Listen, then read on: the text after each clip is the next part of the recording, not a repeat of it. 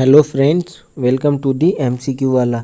तो देखिए फ्रेंड्स, बिहार दरोगा के 1275 सीटों पर जो वैकेंसी आई हुई है, इसी क्रम में जो हमारा टेस्ट सीरीज चल रहा है रुक्मणी पब्लिकेशंस का, तो इसमें टोटल 30 सेट है जिसमें हमने 13 कंप्लीट करा रखे हैं। और अगर अभी तक आपने 13 को नहीं देखा है तो जाकर देख लीजिए, सारे वीडियो प्लेलिस्ट में अवेलेबल है। और आज की सेशन में हम देखेंगे सेट नंबर 14 को। इसमें करेंट अफेयर्स के भी क्वेश्चंस हैं जो कि लास्ट में रहते हैं। तो वीडियो के अंत तक आप बने रहिएगा और अपनी तैयारी को और ही मजबूती प्रदान करिए इस सेट के द्वारा।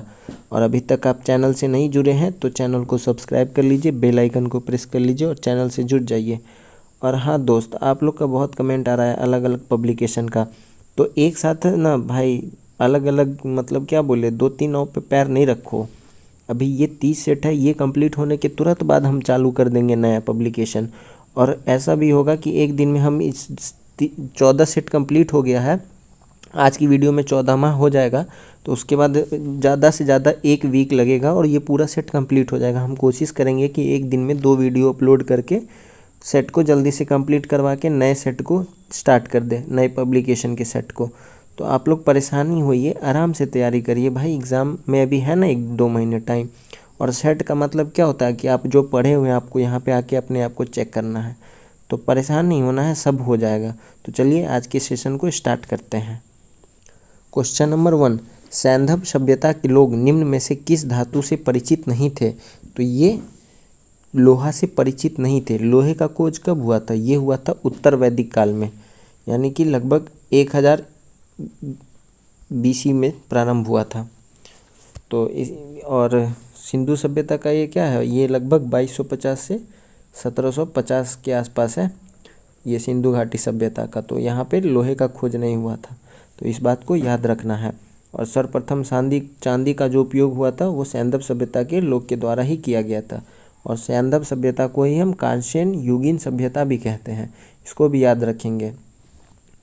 क्वेश्चन नंबर 2, सर्वाधिक प्राचीन वेद ऋग्वेद है, जिसमें इसमें क्या है, ईश्वर स्तुति के मंत्र हैं। Option A. ऋग्वेद में कितने मंडल हैं? तो इसमें 10 मंडल हैं। और टोटल सूक्त पूछे तो 1028 सूक्त है, इसको भी याद रखना है। और इसी में जो हमारा गायत्री मंत्र है वो तृतीय मंडल में लिखा हुआ है। किसके द्वारा लिखा गया है? विश्वामित्र के द्वारा लिखा गया है गायत्री मंत्र, इसको भी याद रखना है। और चतुर्मंडल जो है उसमें क्या है, कृषि संबंधित कार्य का वर्णन मिलता है, इस बात को भी याद रखना है। क्वेश्चन नंबर 3, कनिष्क की राजधानी थी तो कहाँ पे थी? ये पुरुषपुर पेशावर में थी। कनिष्क जो था ये कुषाण वंश का एक प्रतापी राजा था। इसी के समय चौथी बौद्ध संगीति भी कराई गई थी कुंडलवन कश्मीर में, इस बात को भी याद रखना है। और पूछे कुषाण वंश का संस्थापक, तो वो कुजुल कन्फिडिस था, इसको भी याद रखना है। क्वेश्चन नंबर 4, चीनी यात्री फाहियान निम्नलिखित में से किसके शासनकाल में भारत आया था? तो फाहियान था, तो ये आएगा आपको चंद्रगुप्त द्वितीय के समय में। Option C is the right answer. ये क्वेश्चन नंबर 5, पृथ्वीराज चौहान के दरबारी कवि का नाम क्या था? तो पृथ्वीराज चौहान के दरबारी कवि जो थे ये थे चंद बरदाई। Option B. साथ ही साथ पृथ्वीराज चौहान से आपको इनके बारे में 1-2 युद्ध को याद रखना है, जैसे कि 1191 तराइन का प्रथम युद्ध और 1192 तराइन का द्वितीय युद्ध। ये किसके साथ हुआ था? तो ये हुआ था मोहम्मद गौरी के साथ, जिसमें प्रथम युद्ध में पृथ्वीराज चौहान विजयी हुए थे, लेकिन दूसरा जो तराइन का युद्ध था उसमें वो हार गए थे। देखते हैं क्वेश्चन नंबर 6, अलाउद्दीन के बाजार नियंत्रण का निम्न में से कौन सा मुख्य कारण था? तो ये अपनी सेना की क्षमता को कायम रखना। ऑप्शन ए सही हो जाएगा। और ये जो था इसी के द्वारा एक बाजार नियंत्रण को लागू करने के लिए एक नया दीवान भी बनाया गया था, जिसको दीवाने रियासत कहते हैं, इसको भी याद रखना है। और क्या बोलते, घोड़ा दागने का प्रथा वगैरह जो हो जाएगा ये सभी यही चालू करेगा। क्वेश्चन नंबर 7, दीवान ए रियासत विभाग की स्थापना किस सुल्तान ने की है? तो ये अलाउद्दीन खिलजी हो जाएगा। अभी बताएं दीवान ए रियासत किससे संबंधित है? ये बाजार नियंत्रण से संबंधित है, तो इसको याद रखना है। क्वेश्चन नंबर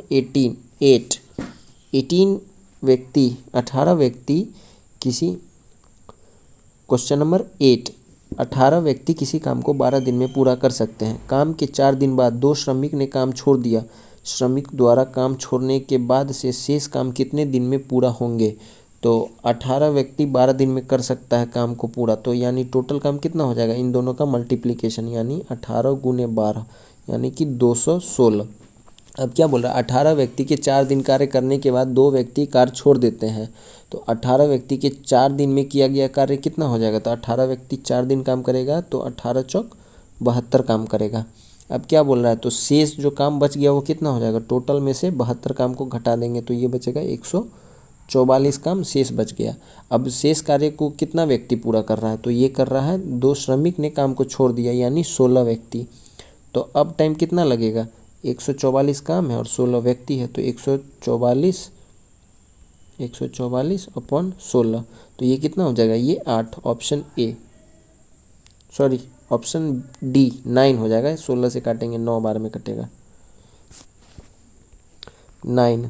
मुगल काल में सेना का प्रधान निम्न में से कौन था? तो सेना का प्रधान जो था वो हो जाएगा मीर बख्शी, ऑप्शन बी। इसको भी याद रखना है। क्वेश्चन नंबर 10, मराठों को एक शक्ति के रूप में किसने संगठित किया था? तो ये किए थे शिवाजी, ऑप्शन सी। और मराठों से एक संधि को याद रखना है, जैसे कि पुरंदर की संधि, ये किसके किसके बीच में हुआ था? 1665 में महाराजा जय सिंह और शिवाजी के बीच में हुआ था। कौन सी संधि? पुरंदर की संधि 1665, इसको याद रखना है। और इनकी शिवाजी की जो राजधानी थी तो ये कौन था? ये रायगढ़ था, रायगढ़। क्वेश्चन नंबर 11, वर्ष 1943 में आज़ाद हिंद फौज INA अस्तित्व में आया था, ये कहाँ पे आया था? तो ये आया था सिंगापुर में, ऑप्शन सी। ये क्या था ना कि 4 जुलाई 1943 को सिंगापुर में सुभाष चंद्र बोस को आज़ाद हिंद फौज का सर्वोच्च सेनापति घोषित किया गया था। और 8 नवंबर 1943 को जापान ने अंडमान और निकोबार द्वीप सुभाष चंद्र बोस को सौंप दिया था, इस बात को भी याद रखना है आपको। और 21 अक्टूबर 1943 को INA की अस्थायी सरकार की स्थापना भी की गई थी, इसको भी याद रखना है। और सुभाष चंद्र बोस को नेताजी की उपाधि कौन दिया था? वो दिया था हिटलर। और सुभाष चंद्र बोस जो थे ये कांग्रेस के 2 बार अध्यक्ष भी रह चुके थे, एक बार 1938 में और एक बार 1939 में त्रिपुरी में, लेकिन 1939 वाले में ये इस्तीफा दे दिए थे, जिसके बाद डॉक्टर राजेंद्र प्रसाद बने थे। उसके बाद ये क्या किए थे? 1939 में फॉरवर्ड ब्लॉक का स्थापना किए थे। इन सभी बातों को आपको अच्छे से ध्यान में रखना, एग्जाम में क्वेश्चन कहीं से भी आ सकता है। क्वेश्चन नंबर 12, चंपारण जनपद में तिनकठिया भूप्रथा का तात्पर्य है, तो ये कितना था? किसानों द्वारा 3/20 भूभाग पर नील की खेती करना, ऑप्शन बी। यहीं पे जो तिनकठिया पद्धति था, इसी के लिए जो सत्याग्रह चल रहा था, आंदोलन चल रहा था, जिसमें राजकुमार शुक्ला ने गांधी जी को आमंत्रण किया था कि आप वहाँ पे आएँ और इसका निदान करें, तो गांधी जी जाएंगे 1917 में चंपारण सत्याग्रह में। क्रांति की तलवार में धार वैचारिक पत्थर पर रगड़ने से ही आती है, उपयुक्त प्रसिद्ध कथन किस क्रांतिकारी का है? तो ये जो कथन है ये भगत सिंह का है, ऑप्शन सी। और भगत सिंह को फांसी कब हुई थी? तो ये हुआ था 23 मार्च 1931 को, 23 मार्च 1931। और इनके साथ साथ किसको हुआ था? राजगुरु और सुखदेव को भी हुआ था, इस बात को भी याद रखना है। क्वेश्चन नंबर 14, किसने सर्वप्रथम यह प्रतिपादित किया कि सूर्य हमारे सौरमंडल का केंद्र है और पृथ्वी उसकी परिक्रमा करती है? तो ये किसने कहा था सर्वप्रथम? तो ये कहा था कोपरनिकस ने, ऑप्शन डी।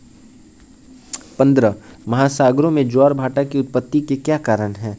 तो इसके उत्पत्ति के जो कारण है वो है सूर्य और चंद्रमा के संयुक्त प्रभाव से, ऑप्शन सी सही हो जाएगा। ज्वार भाटा क्या बोलते हैं? टाइड एनीम बोलते हैं। ये जो होता है पृथ्वी पर प्रत्येक स्थान पर लगभग 12 घंटे 26 मिनट के बाद ज्वार तथा ज्वार के 6 घंटे बाद भाटा आता है। 16, जनगणना से संबंधित कथनों पर विचार कीजिए। पहला, कूट, विश्व में प्रथम जनगणना स्वीडन में आधुनिक तरह का किया गया। कूट 2, विश्व में सर्वप्रथम नियमित 10 वर्षीय जनगणना अमेरिका में किया गया। कूट 3, भारत में 2011 में 15वीं जनसंख्या थी। और कूट 4, भारत में सर्वप्रथम जातिगत जनगणना 1931 में करवाया गया था। तो ऊपर दिया गया में से सही कथन चुनना है, तो ये सभी कथन सही हैं, ABCD ये चारों कथन सही है। और पूछे कि भारत में जो जनगणना था वो कब स्टार्ट हुआ था, तो 1872 में किया गया था स्टार्ट, लॉर्ड मेयो के कार्यकाल में। लेकिन पूछे नियमित जनगणना जो प्रत्येक 10 वर्ष पे होती है, वो 1881 में लॉर्ड रिपन के समय में स्टार्ट किया गया था। क्वेश्चन नंबर 17, निम्न में से किन तिथियों को सूर्य की किरणें विषुवत रेखा पर लंबवत पड़ती है, तो ये पड़ता है 21 मार्च तथा 23 सितंबर, ऑप्शन डी। 18, एक मोतियों का हार टूट गया जिसमें से 1/8 मोती फर्श पर गिर गए, 1/4 कुर्सी के नीचे, 2/5 सोफे पर गिर गया और 18 स्टैंड में ही रह गए। फर्श पर कितने मोती गिरे हैं, तो मान लेते हैं कि कुल मोती कितना है, 8 है। फर्श पर गिरा हुआ मोती कितना है, x/8, टोटल कितना x है, कुर्सी पर x/4 और सोफा पर 2x/5 और शेष स्टैंड पे कितना रह गया है, वो 18 रह गया है। तो क्या बोल रहा है प्रश्न अनुसार, क्या बोल रहा है कि जो ये सब टूट गया यानी कि ये सब भाग गिर गया किस में से, टोटल में से, तो यानी कि ये शेष भाग बच गया। तो इनका इस टोटल x में से इन सभी के सम को माइनस करेंगे तो ये 18 के बराबर, क्योंकि ये भाग बच गया है। तो उसके बाद क्या हो जाएगा, उसके बाद इसको सॉल्व करेंगे तो आपको आंसर आ जाएगा 10 जो है वो फर्श पर गिरे हुए हैं। x की वैल्यू आएगी और उसको 8 से डिवाइड कर देना है क्या फर्श का, तो निकल जाएगा आंसर ऑप्शन डी।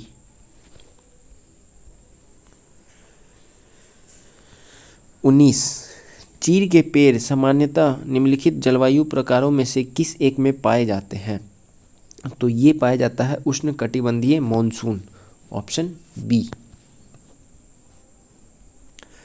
20 नंबर, विश्व में एल्यूमिनियम का सबसे बड़ा उत्पादक देश है, तो ये कौन सा देश है, ये है China, option D. 21 number, V आकार की घाटी का निर्माण किसके द्वारा होता है, तो ये होता है युवा नदी के द्वारा, ऑप्शन ए। 22, गल्फ स्ट्रीम किस प्रकार की जलधारा है, तो गल्फ स्ट्रीम जो है यह एक गर्म जलधारा है, ऑप्शन बी। और कुछ और जलधारा देख लेते हैं, जैसे कि पेरू की जलधारा, यह क्या है, ये ठंडी जलधारा है।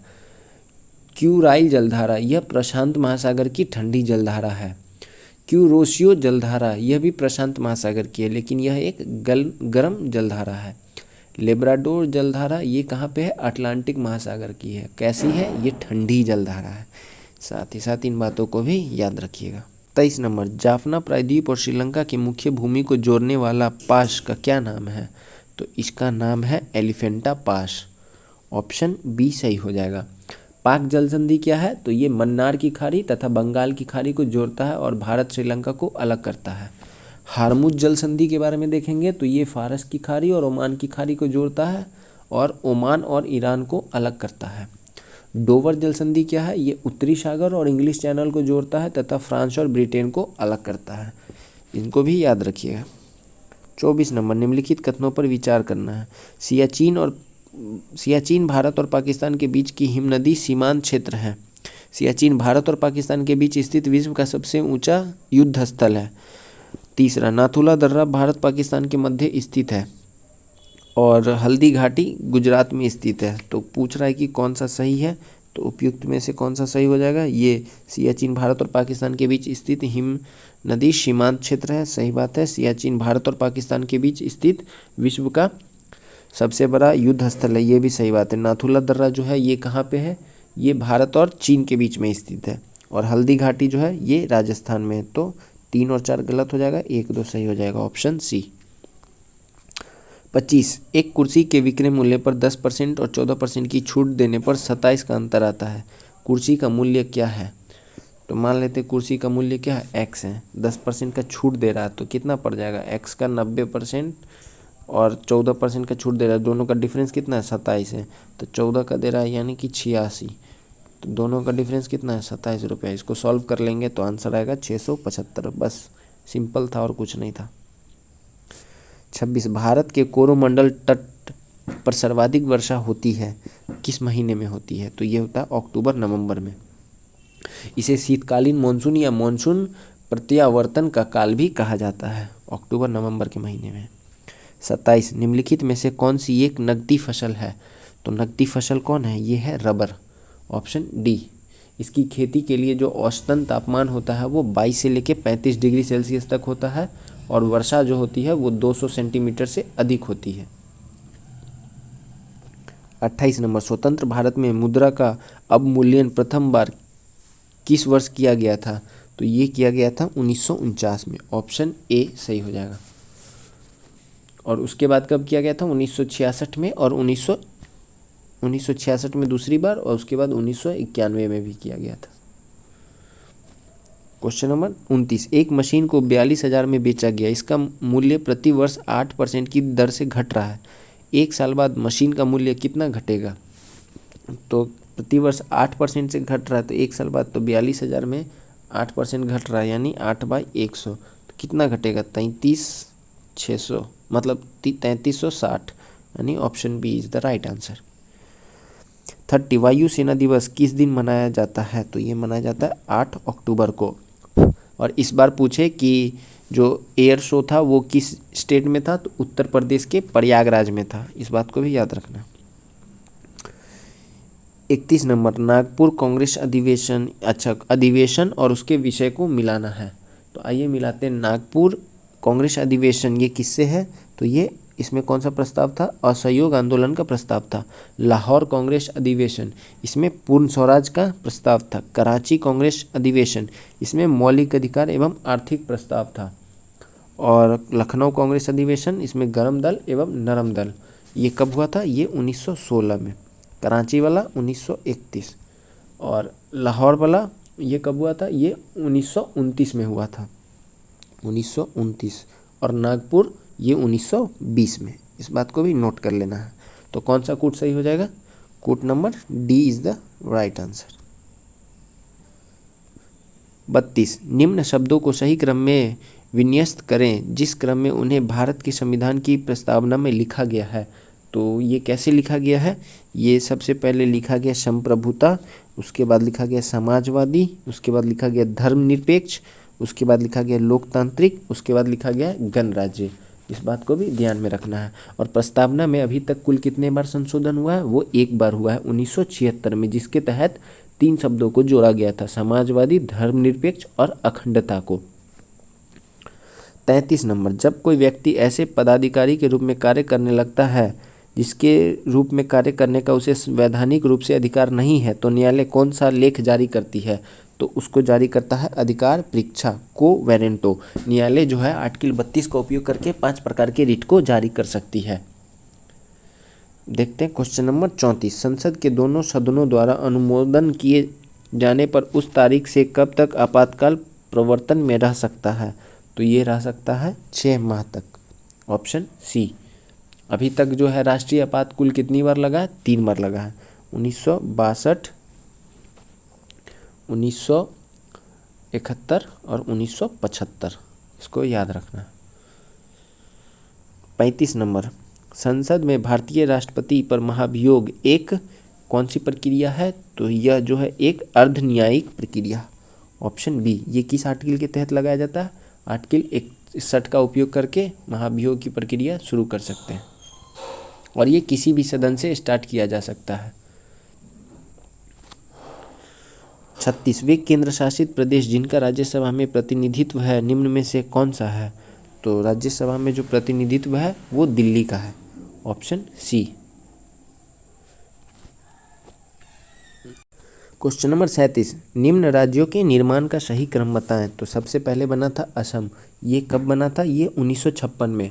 उसके बाद नागालैंड कब बना था? 1963 में, ये 1956 में।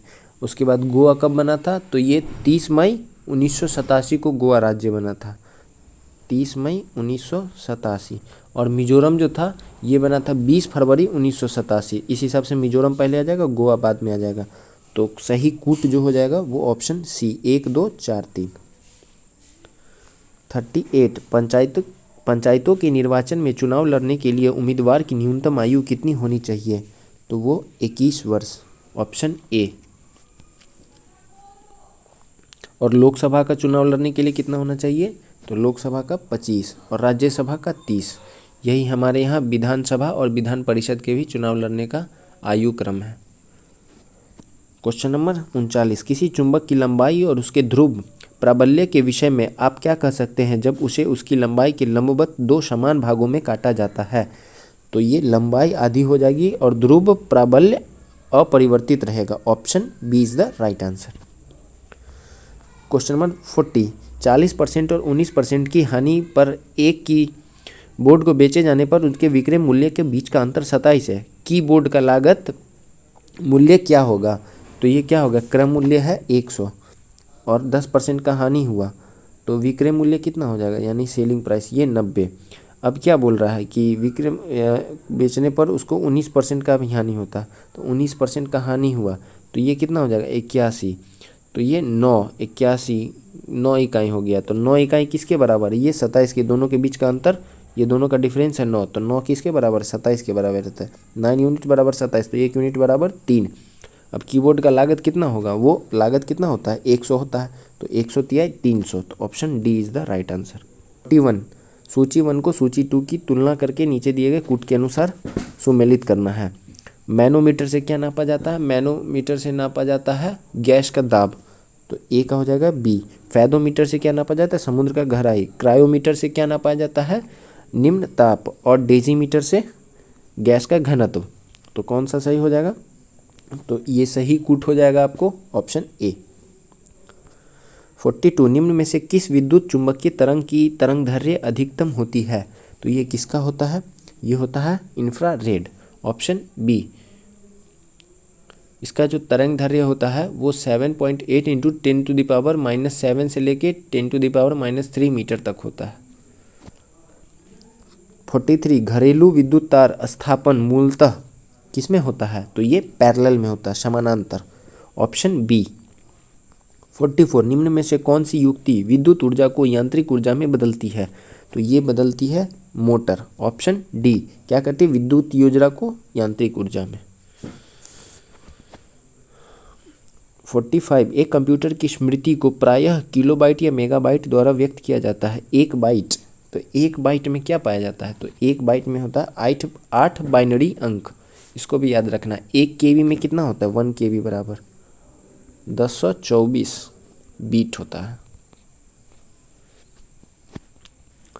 46, पृथ्वी के केंद्र पर वस्तु का डैश क्या होता है, द्रव्यमान अपरिवर्तित रहता है और भार शून्य होता है, option B is the right answer. 47, घन मेटल किसकी मिश्र धातु है, तो घन मेटल जो है ये किसकी मिश्र धातु है, ये तांबा, टीन और जिंक की मिश्र धातु है।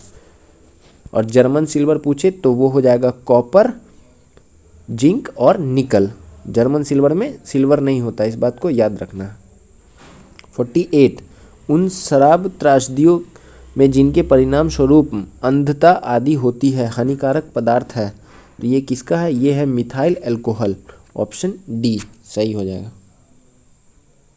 भारी जल एक प्रकार का क्या है, तो भारी जल एक प्रकार का मंदक है जिसका उपयोग न्यूक्लियर पावर प्लांट में किया जाता है। इसका फॉर्मूला क्या होता है, D2O।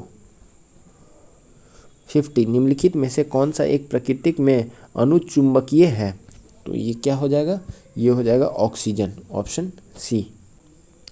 51, निम्न में से कौन सी धातु बिजली का सबसे अधिक सुचालक है, तो ये कौन सा धातु है, ये है चांदी।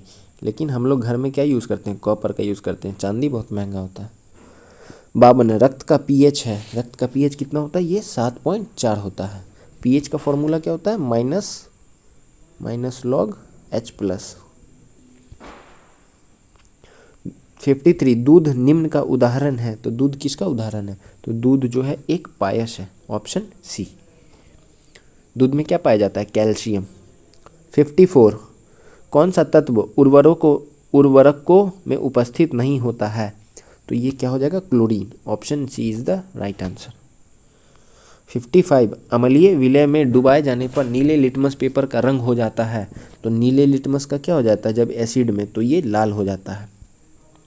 और लिटमस पेपर का जो रंग पूछे तो ये पहले से ब्लू ही होता है, इस बात को भी ध्यान में रखना है।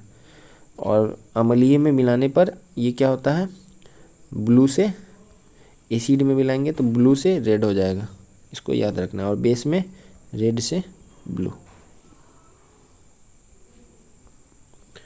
सूची 1 को सूची 2 का सुमेलन करना है। तो आइए, मलेरिया से क्या प्रभावित होता है? तो मलेरिया से जो प्रभावित होता है वो होता है रक्त कोशिकाएं।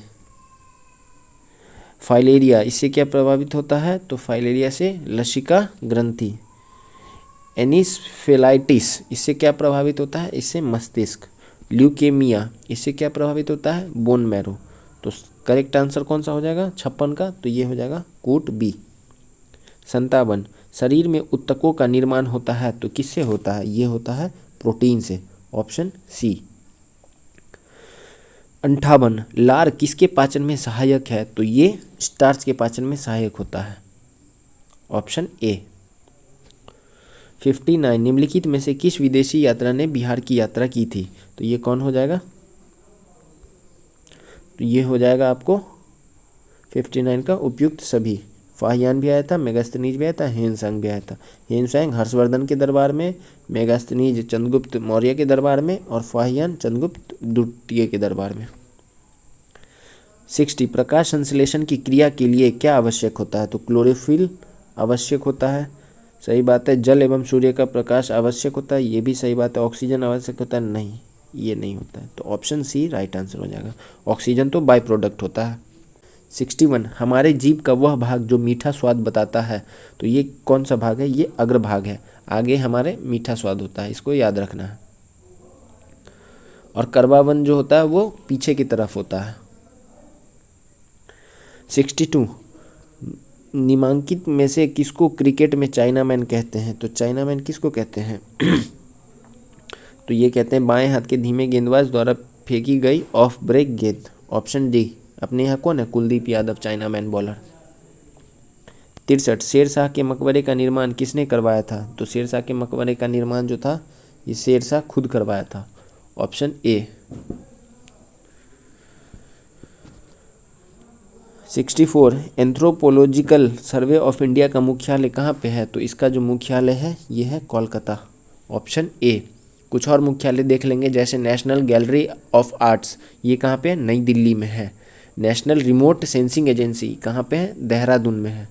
इंडियन कैंसर रिसर्च सेंटर कहाँ पे है? मुंबई में है। भारतीय विज्ञान इंस्टीट्यूट कहाँ पे? बेंगलोर में है। इन सब बात को भी याद रखना है। 65, निम्नलिखित में से कौन कथक नृत्य का उत्कृष्ट नर्तक है? तो कथक के Birju Maharaj, option C is the right answer. 66, lessons life taught me अनलोइंग। 66, lessons life taught me unknowingly किसकी आत्मकथा है? तो ये है अनुपम खेर की, ऑप्शन सी। 67, केरल की राजकीय भाषा कौन सी है? तो केरल की राजकीय भाषा जो है वो मलयालम है, ऑप्शन सी। और नागालैंड की पूछा तो वो हो जाएगा अंग्रेजी। 68, भारत में कितने राज्यों में हिंदी राजभाषा है? तो हिंदी जो है वो 9 राज्यों में राजभाषा है। क्वेश्चन नंबर 69, अंटार्कटिका में प्रथम भारतीय स्थायी प्रयोगशाला को क्या नाम दिया गया था? तो ये जो था ये नाम दिया गया था दक्षिणी गंगोत्री। ये कब खोला गया था? 1983-84 में खोला गया था। 70, चकमा निम्न में से किस देश के शरणार्थी हैं? तो ये जो है ये है बांग्लादेश, ऑप्शन सी। विश्व शरणार्थी दिवस कब मनाया जाता है? तो वो मनाया जाता है 20 जून को। 71, विश्व रेड क्रॉस दिवस किस तारीख को मनाया जाता है? तो ये मनाया जाता है 8 मई को। 5 जून को क्या मनाया जाता है? विश्व पर्यावरण दिवस। 15 मार्च को विश्व उपभोक्ता दिवस। 5 अक्टूबर को विश्व परिवेश दिवस। 18 दिसंबर को मनाया जाता है अल्पसंख्यक अधिकार दिवस। इन सब बात को भी याद रखना है। और 3 मई को मनाया जाता है प्रेस स्वतंत्रता दिवस, और 15 मई को मनाया जाता है विश्व परिवार दिवस, इसको भी याद रखना है। 72, 2011 के जनगणना अनुसार सर्वाधिक न्यून लिंगानुपात वाला धर्म है, तो ये कौन सा हो जाएगा? ये हो जाएगा सिख, ऑप्शन सी। 72, धन्वंतरी पुरस्कार दिया जाता है तो ये किस में दिया जाता है, ये दिया जाता है चिकित्सा क्षेत्र में आजीवन सेवा के लिए। Option A is the right answer. 74 air force administrative college कहाँ पर स्थापित है, तो ये है कोयम्बटूर। Option C. 75 निम्न में से किन्हें आधुनिक भारत का पिता कहा जाता है, तो ये कहा जाता है राजा राममोहन राय को। Option D. इन्हीं के द्वारा ब्रह्म समाज की स्थापना किया गया था 1828 में। क्वेश्चन नंबर 76 व्यक्तिगत सत्याग्रह का विचारधारा निम्न में से किसका था, तो ये किसका विचारधारा था, तो ये था गांधी जी का। Option D. 77 विश्व व्यापार संगठन के अनुसार तृणमणि पेटी निम्न में से किससे संबंधित है, तो ये संबंधित है पीली पेटी से। Option A. 78 तारापोर समिति निम्न में से किस एक से संबंधित थी, तो ये किससे संबंधित है, तो ये संबंधित है पूर्ण पूंजी लेखा संपरिवर्तनीयता से। Option B. 79 निम्न में से किस मुद्रा को IMF की कृत्रिम मुद्रा कहा जाता है, तो ये किस मुद्रा को, ये SDR को कहा जाता है। IMF ने इसे कब कृत्रिम मुद्रा माना था, तो ये माना था 1969 को। इसका फुल फॉर्म क्या होता है, SDR का, स्पेशल ड्राइंग राइट्स। वर्तमान में जो है वो बास्केट ऑफ करेंसी में जो है 5 मुद्राएं शामिल हैं, अमेरिकी डॉलर, यूरो, चीनी, जापानी येन और ब्रिटिश पाउंड। 80 नंबर पिछड़े देशों के लिए रोलिंग प्लान का सुझाव किसके द्वारा दिया गया था, तो ये दिया गया था जी मिडल द्वारा। Option B. 81 कार्टजेना प्रोटोकॉल का संबंध है, तो ये किससे है, तो ये जैव सुरक्षा समझौता से है। Option C.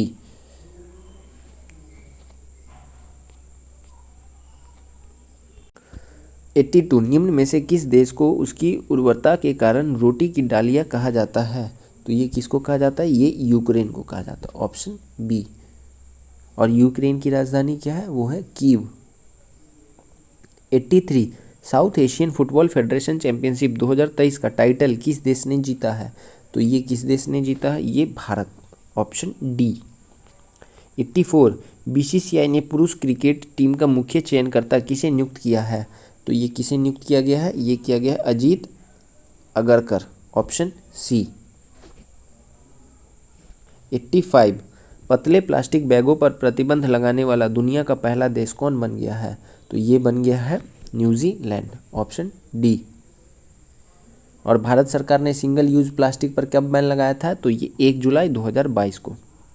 86 भारत के पहले स्वदेशी रूप से विकसित परमाणु ऊर्जा रिएक्टर का वाणिज्य परिचालन कहाँ शुरू हुआ है, तो ये शुरू हुआ है गुजरात। Option A. 87 1 लाख करोड़ रुपए का बाजार पूंजीकरण हासिल करने वाली पहली भारतीय एयरलाइन कौन बन गई है, तो ये जो है ये बन गया है Indigo. Option D. 88 FIFA club world cup 2023 का आयोजन किस शहर में किया जाएगा, तो ये किया जाएगा जिद्दा। Option B. ये कहाँ पे, सऊदी अरब में स्थित है। 89 जो मंगल जमी योजना की शुरुआत किस राज्य सरकार ने की है, तो ये जो है ये ओडिशा सरकार की योजना है। Option B. आदिवासी समुदायों के लिए है। 90 जुलाई 2023 में स्टार्टअप 20 शिखर सम्मेलन 2023 कहाँ आयोजित हुआ, तो ये हुआ था गुरुग्राम हरियाणा में। 91 योग सत्र हेतु राज्य स्तर पर सर्वाधिक लोगों के एकत्र होने का गिनीज वर्ल्ड रिकॉर्ड किस शहर में बना है, तो ये किस शहर में बना था, तो ये सूरत में। Option C. यहाँ पे 1.53 लाख लोग एक साथ इकट्ठा हुए थे। 92 ओशन रिंग ऑफ योगा का आयोजन किसके द्वारा किया गया है, तो ये किया गया है भारतीय नौसेना के द्वारा। Option A is the right answer. और ये कब किया गया था, तो ये अंतर्राष्ट्रीय योग दिवस के दिन किया गया था। 93 किस अफ्रीकी देश ने राष्ट्रीय स्वास्थ्य बीमा कोष विनियम 2023 प्रस्तावित किया है, तो ये किया है केन्या ने। ऑप्शन सी सही हो जाएगा। 94 NCERT ने पाठ्य पुस्तक संशोधन हेतु कितने सदस्यों के पैनल का गठन किया है, तो ये किया है 19 सदस्यों का। Option D. 95 किस मंत्रालय ने लर्निंग मैनेजमेंट इंफॉर्मेशन सिस्टम सक्षम लॉन्च किया है, तो सक्षम जो लॉन्च किया गया है वो किया गया है स्वास्थ्य मंत्रालय के द्वारा। Option A. 96 संस्कृति मंत्रालय और माई गवर्नमेंट ने किस नाम से सिंगिंग टैलेंट हंट लॉन्च किया है? तो ये किया है युवा प्रतिभा, ऑप्शन डी। 97 भारतीय सेना के आर्टिलरी और मैकनाइज्ड इन्फेंट्री कोर द्वारा अभ्यास आग्नेयास्त्र 1 का आयोजन कहाँ पे किया गया है? तो ये किया गया है पूर्वी लद्दाख, ऑप्शन सी। 98 मध्यस्थला कानून के में सुधार की सिफारिश हेतु गठित पैनल के अध्यक्ष कौन है? तो इसके अध्यक्ष है टी.के. Viswanathan, option B. ये कौन है? ये पूर्व कानून सचिव रह चुके हैं। 99 8वीं भारत थाईलैंड डिफेंस डायलॉग का आयोजन कहाँ किया गया है? तो ये किया गया है थाईलैंड में, ऑप्शन बी। ये कहाँ पे? थाईलैंड के बैंकॉक में किया गया है। Last question, IPL franchise Mumbai Indians का ऑफिशियल बैंकिंग पार्टनर्स कौन सा बैंक बना है? तो ये बना है IDFC first bank, option B is the right answer. तो आज ही हमारा सेट नंबर 14 कंप्लीट हुआ। कल हम मिलेंगे एक नई वीडियो में सेट नंबर 15 में। तब तक के लिए आप चैनल से नहीं जुड़े हैं तो चैनल को सब्सक्राइब करके चैनल के साथ ज़रूर जुड़ जाइए। और इस पे अभी हम टोटल 30 सेट कंप्लीट करवाएंगे, उसके बाद नए पब्लिकेशन का भी सेट तुरंत ही लाएंगे नेक्स्ट वीक तक। तब तक के लिए आप चैनल से जुड़ जाइए, सब्सक्राइब कर लीजिए, बेल आइकन को प्रेस कर लीजिए। थैंक यू, जय हिंद।